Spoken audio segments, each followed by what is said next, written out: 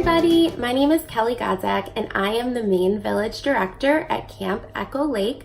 I also work in our winter office, so I might be the person who answers the phone when you call. I'm so excited to see you all in June. Right now I wanted to talk to you guys about filling out your travel information form on the staff dashboard and also about the different ways that you can arrive to camp. So the first thing to remember for everybody is it's super important to pay attention to the date that's on your contract in terms of when you arrive. The date on your contract is when we want you to arrive to camp on that day by 6 p.m. So please make sure you pay super close attention to that when booking all of your travel plans. There are a few different ways you can get to camp. The first way, of course, is if you want to drive. There's definitely a place on camp for you to park your car, so if you can drive, that's great. You're going to be getting off the 87 Northway at exit 23.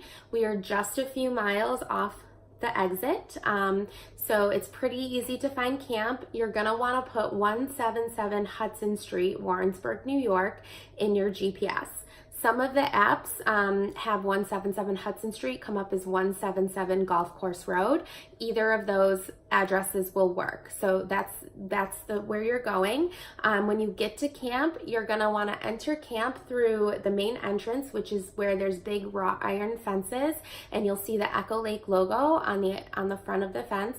There's a small rocky road you're gonna drive down when you turn in there, and at the end of the road, you'll see a big white building, which is labeled our main office.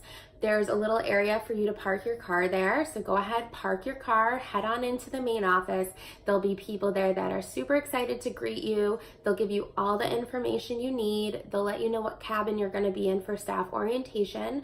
So you can take your car down the cabin line, unpack whatever you need for orientation, and then you can go ahead and move your car to our staff parking lot, which is right by our staff lounge called The Rocks.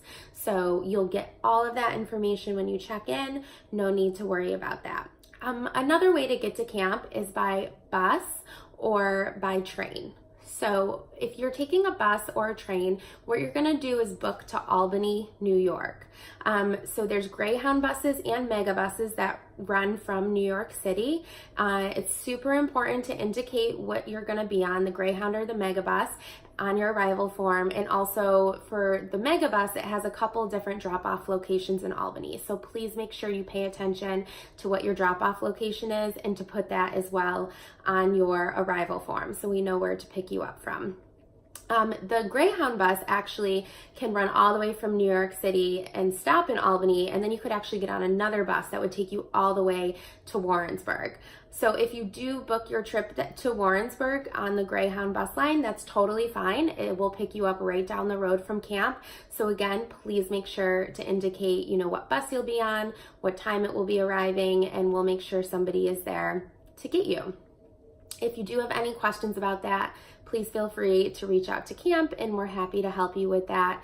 But the most important thing to remember is even if you're, let's say, flying from overseas first into New York City and then taking a bus or a train up to camp, the information we need is the bus or the train information. Whatever your final mode of transportation is, that's the information that we need so that we know where and when to pick you up.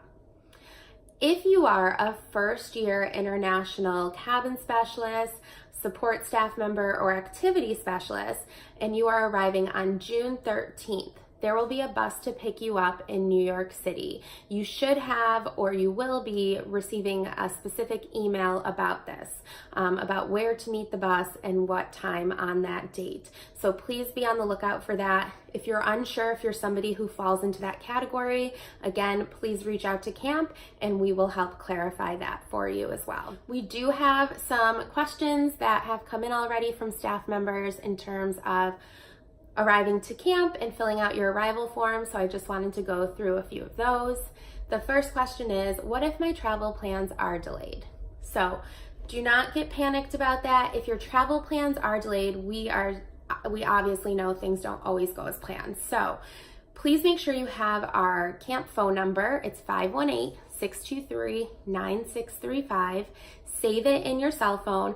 Also, I highly recommend writing it down on a piece of paper and putting that in your wallet or somewhere safe, just in case your cell phone loses charge or something else happens. At least you have a way to get in touch with us. Our office will be staffed and open from 8 in the morning until 8 p.m.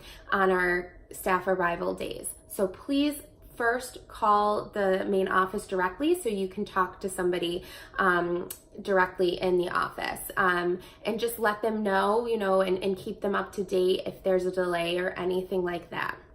If you have trouble connecting with somebody in the office for whatever reason, leave a voicemail. Someone will probably give you a call right back.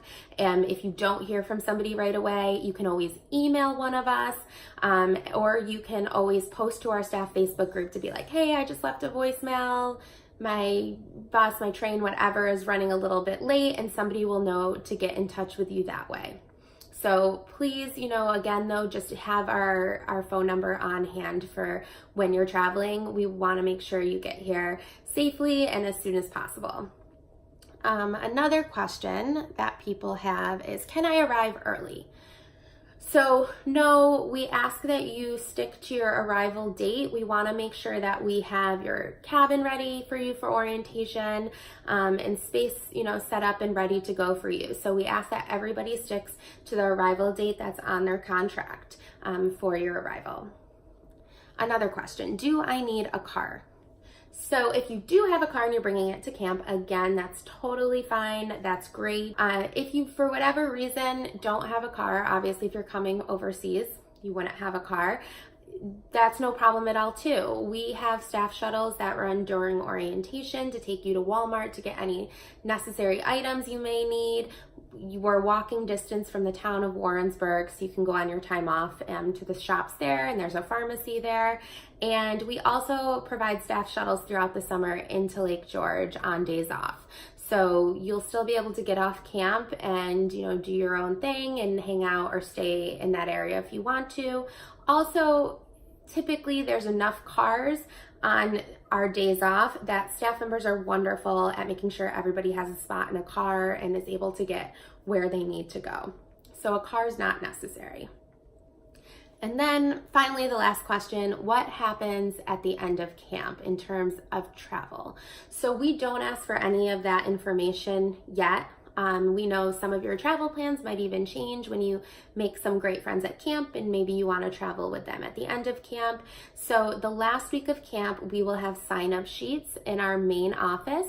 You'll sign up for shuttles that will be running down to Albany to drop you off at either the bus or train or airport down in Albany. So we will take you as far as Albany for the end of camp. So if you are trying to get to New York City to fly home, you will have to take a bus or a train back down to New York City.